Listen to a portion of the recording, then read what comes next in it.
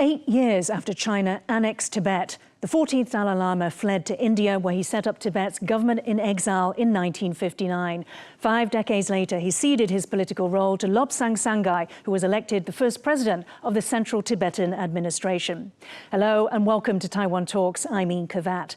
Today, we're speaking exclusively with our special guest, Lobsang Sangay, former Central Tibetan Administration president, also Harvard Law School East Asian Legal Studies Program Senior Visiting Fellow. Dr. Sangay was born in Darjeeling, India, and has a doctoral degree in legal studies from Harvard University. And Wenchi Yu, Harvard Kennedy School Fellow. Welcome you to the show today, both of you. Thank you. Sikyong, let me start with you first. So you took the political reins over from the 14th Dalai Lama. Can you give us a sense of how it felt to be filling the shoes of the man, the single man who is capable of uniting and mobilizing Tibetans both inside China and outside? And also a global figure. He's revered around the world by Buddhists and internationally recognized as a Nobel Peace Laureate. So it was an impossible task to fill in the shoes of His Holiness Dalai Lama. And he decided to devolve all his political authority right after I got elected, So it was a major undertaking. But for 10 years, I did the best I could. And, so I hope Tibetan people will remind me that, he did his best. And can you tell us, over those 10 years, what were your goals and did they change? Essentially, preserve your identity and then pursue your dignity, or freedom around the world. So on the one hand, we have cultural, educational projects to educate our children, maintain our identity, and then travel around the world, lobby different parliaments and different governments to seek support for Tibet. For example, you lobby US Congress and pass Tibetan Policy and Support Act of 2020, which is a law in America to support Tibet. So a lot of traveling, a lot of lobbying, at the same time keeping the faith or the aspirations and solidarity of Tibetan people inside and outside strong. Perhaps one of the most difficult job, I would say. Yes, and no easy task. Because, of course, when you were president from 2011 to 2021 for 2 terms, that was also the period of Xi Jinping's emergence as China's leader. Can you tell us about how his policy towards Tibet changed over your 2 terms? Each time there was a change in the leadership in China, Tibetans are always optimistic and hopeful people. We hope that Xi Jinping's father, Xi Tongshun, was close to late Panchen Lama. He knew about Tibet, and there's some rumor that perhaps his wife or mother was Buddhist. So there was some hopeful indications from our side.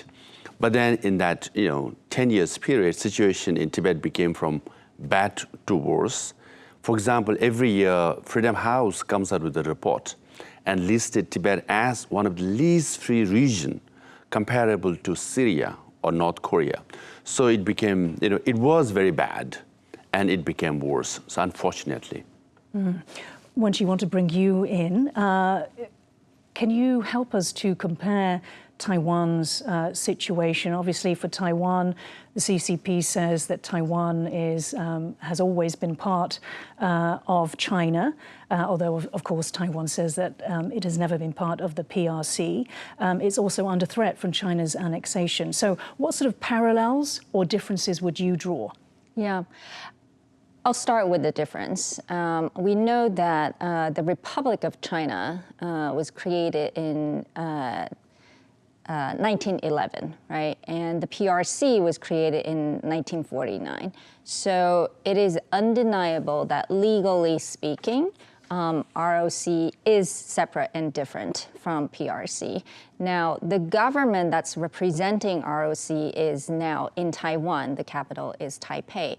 So there are definitely legal arguments for how ROC is represented in Taiwan is different and separate from PRC. Now, For China to say that, Taiwan, Tibet, Xinjiang, Macau, or Hong Kong, sort of lumping them all together, actually suits their argument that they're all part of China and PRC. So that's number one. I always hesitate to sort of draw the parallel to say they're all similar. Of course, they're similar in the sense that it's under the framework of Beijing that they're all part of China, and therefore, lumping them all together treats them as sort of Beijing, is the capital and leads all these regions or however territories.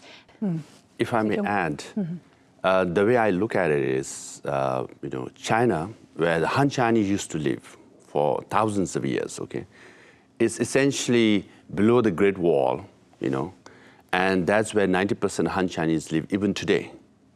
So up north, Mongolians, Manchus were all barbarians and foreigners, and towards the west, Xinjiang, Uyghur people, Tibetans were all barbarians and foreigners, right? So they expanded all the way up north and to the west. So Great Wall was the border of China for thousands of years. Right. Many emperors spent time building and rebuilding, reconstructing Great Wall. Now they have gone beyond that, and then they say, this is China now. But actually the proper China where Han Chinese live is only 40% of the area, right? So now they are moving down south, and by saying Taiwan is also part of China, and East China Sea, South China Sea is part of the same expansionist design of China. Absolutely. And so that's what happened to Tibet. I always, now I'm here in Taiwan, I always say what happened to Tibet could happen to Taiwan next, so be careful. Right, but because for centuries, the Han Chinese also viewed Taiwan as an undesirable place full of barbarians. That's it, yes. Right. Okay, so let's... We all are barbarians. We are not part of the Tungo, the Middle Kingdom, yes.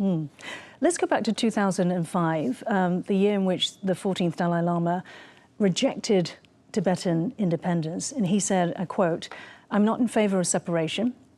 Tibet is a part of the People's Republic of China. It is an autonomous region of the PRC. Tibetan culture and Buddhism are part of Chinese culture." So given what you have just told me, do you believe that that Tibet is part of the PRC, that Tibetan culture is part of China's? I think perhaps this news, the quote in the newspaper, perhaps there was a bit of misquotation, because His Holiness Dalai Lama always said that middle way policy means to be in the middle, where the Chinese government has to end repression of the Tibetan people.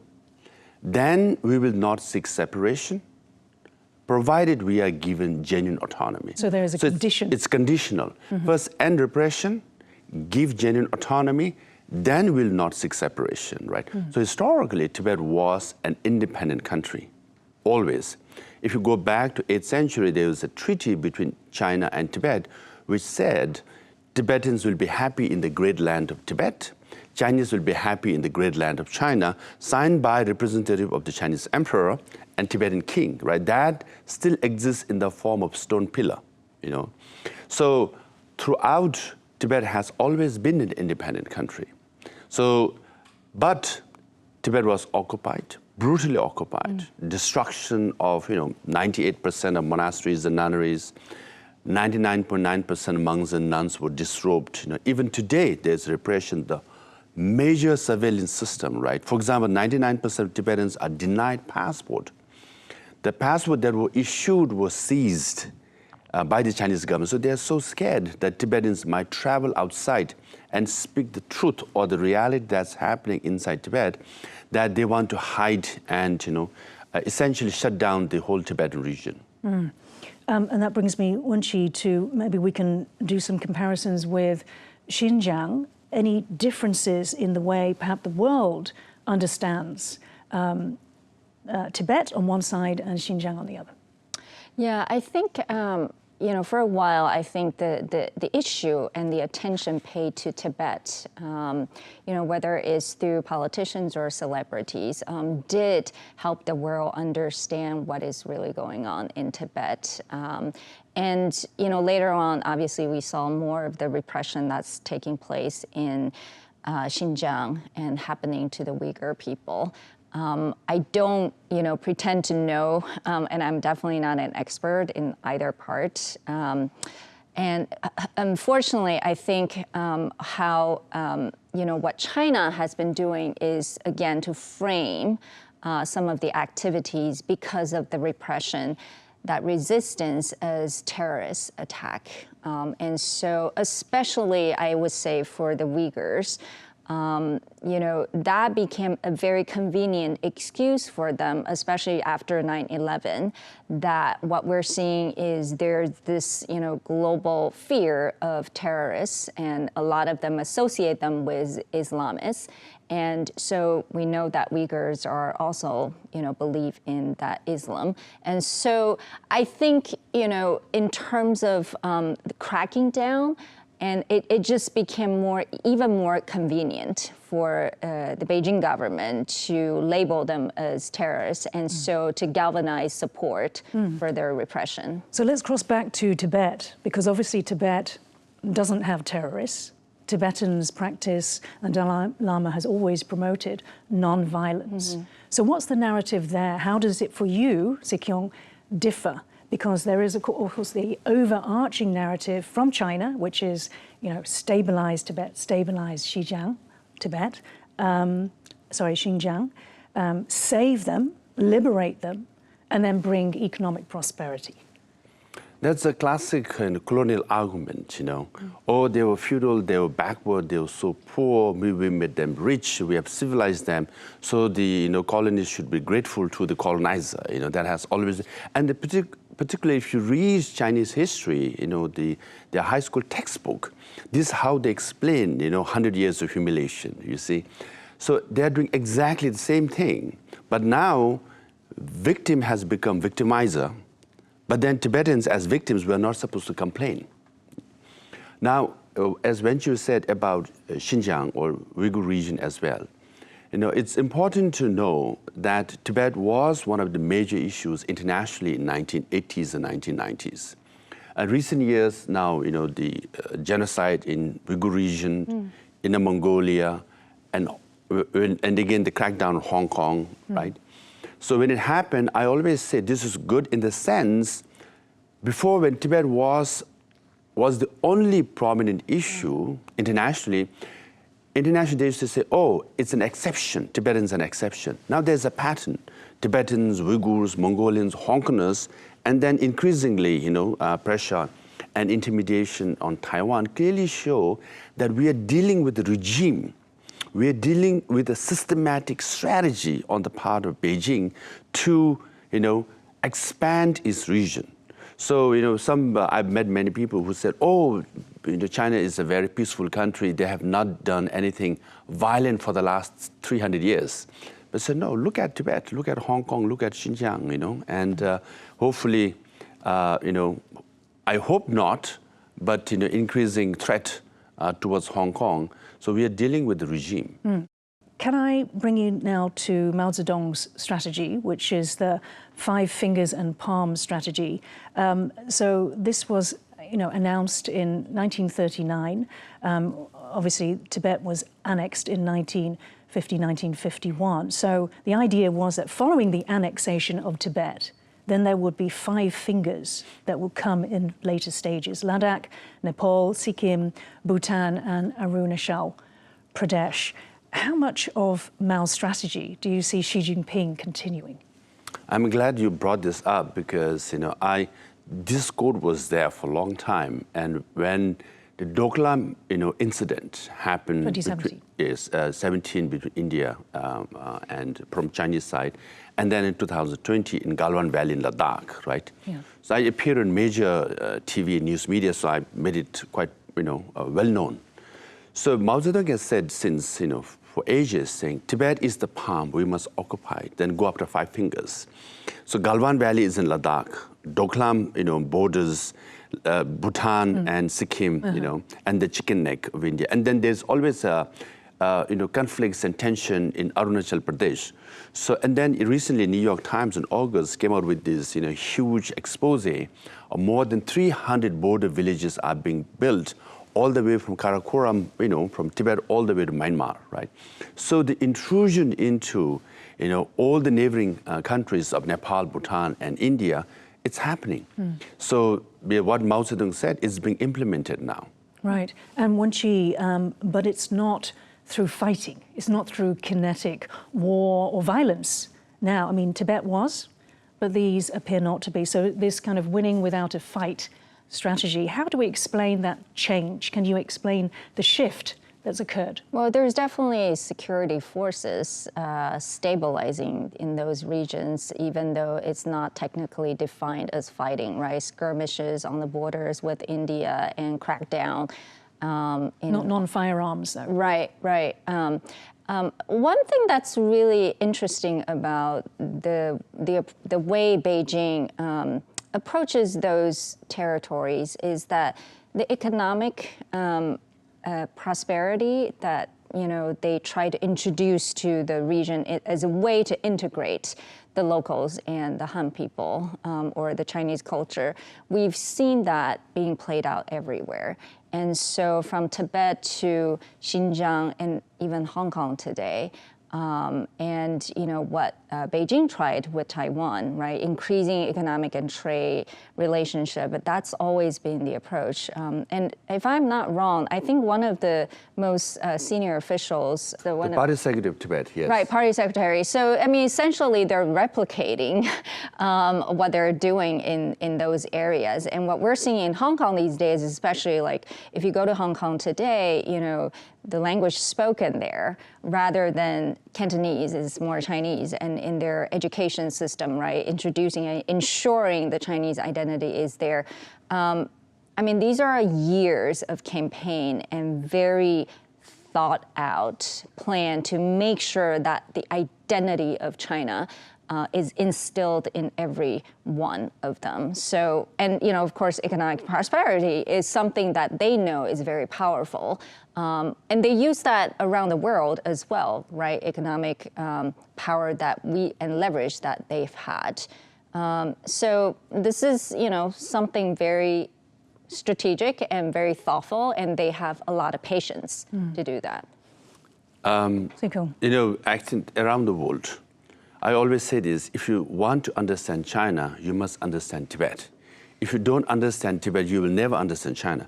Because the blueprint of the United Front approaches, co-optation, intimidation, all that took place in Tibet, and it's taking place around the world, So that's why, what's happening in Hong Kong, first they send United Front, right? So that's why winning without fighting. And I'm sure it's happening in Taiwan as well, and it's happening around the world. So one should be very careful. Because I was giving a talk somewhere in South India, and there were 2 African students, they raised their hands and asked me a question. Before they asked me a question, I said, oh, so are they building good roads, and are they building good entertainment center, and are they, are they friendly with your leaders? I said, how do you know about my country? I said, that happened to Tibet. 60 years ago, I can tell you, this is exact same blueprint, So co-optation or buying off of politicians, business people, news media, and intellectuals. This is a classic strategy. It goes all the way back 2,000-3,000 years when China first, started building up. So one should be very, very careful. All right, and it also seems to fit with that sort of hiding your capabilities, biding your time. You mentioned India. I just very quickly wanted to ask your opinion. How would you characterize India's support for Tibet? Obviously it has fluctuated depending on India's relations with China. So now, how would you define it? Now, by and large, India has been the biggest supporter for Tibet because His Holiness Dalai Lama has continued to live in India, and Tibetan government exile is there. So, of course, there has been many political parties that have changed power, But by and large, Tibetans could do what we want and function the way we want to. So India has been the biggest supporter of Tibet. Having said that, whenever some dignitaries from China comes to India, and then we Tibetans go out and protest, right? So obviously we get some what they call lathi charge and some bamboo sticks from Indian policemen and go to police station from time to time. Other than that, by and large, India has been the biggest supporter of Tibet. Let's move now to the US's stance on Tibet. There were two significant acts from 2020 and 2024, the latest one during, obviously, Joe Biden's administration, where they stress that they also see Tibet as part of the PRC, but they urge direct dialogue between China and the Dalai Lama. In 2020, this was about the succession of the Dalai Lama, and that this was a purely spiritual issue, and it should not be chosen by the PRC. If Chinese officials attempt to do that, they would be sanctioned. How much impact does the US, in terms of these acts, have on the future of Tibet? Like Taiwan, Tibetan government exile, also we have to function in gray area. Right? For example, I was never allowed to enter the State Department White House for 10 years of my term because I was the head of the government exile. Right? But then just before we passed that law in 2020, I entered the State Department, right? And after we passed that law, I made sure that my office, the Sikyong, and Tibetan government exile is acknowledged in that law. Now my successor can enter the State Department, without being prevented by any agencies in the State Department. Yes, and in the 2020, that the funding for Tibetans is being now, itemized in the budget. And as far as succession is concerned, law makes it very clear that it is for His Holiness Dalai Lama to decide and no one else, especially not the Chinese government. Now look at the audacity of the Chinese government. Okay, they are communists, they are atheists, they say religion is poison, yet they're saying, we will decide who selects the Dalai Lama, but not the Dalai Lama himself, So, it's like, in a way, it's very crazy kind of a logic, but they have the audacity to sell that. So from our point of view, this is a strictly spiritual matter. It is for His Holiness Dalai Lama to decide, and no one can interfere, not the Chinese government, not the European government, not the Indian government, not American government, because this is a purely spiritual matter. So that's our, stance. And yet, the Panchen Lama was actually chosen by China. He was just a child at the time. The boy who had been identified disappeared, and we still don't know his whereabouts. So I think this technical issue is the search committee by Panchen Lama's monastery, Tash Lumpo, recognized by the Chinese government, chose or selected Gendun Chogi Nyima as the Panchen Lama. And His Holiness Dalai Lama endorsed him as the Panchen Lama. So as per the spiritual procedure, he is the Panchen Lama. But now Chinese government kidnapped him, and he has disappeared almost for 30 years. In his place, Chinese government imposed a fake Panchen Lama, you see. So we must differentiate between the original one and the fake one. And the fake is always fake. That product is never good, But are you not worried that the same thing might happen again? They will do this. Of course, they will do the same thing. But then fake is fake. Fake is fake, one. And spirituality is a matter of heart and mind. You can't force anyone to follow this leader or that religion, unless you wholly, internally, that's why it's called devotion. It has to come from within.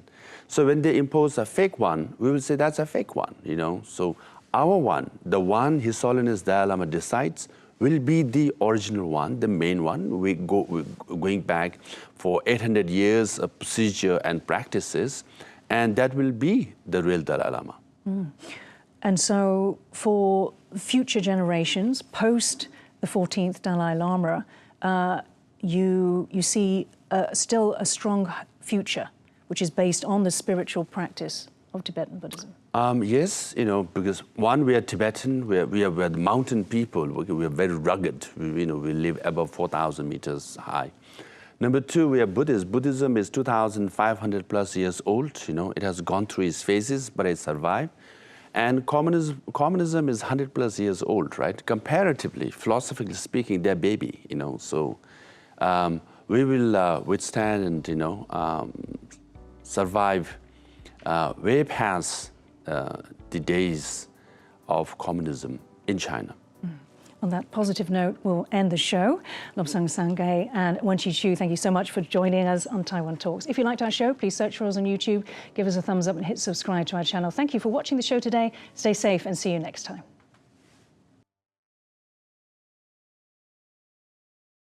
2025 is calling. Louder, brighter, and bolder. From the roar of the crowds to the quiet moments of triumph.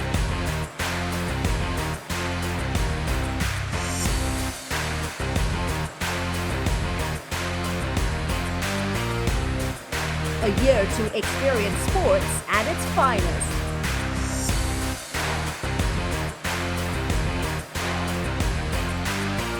Grab your tickets, tune in, and cheer like never before. Every play counts. Every minute matters. Game on, Taiwan.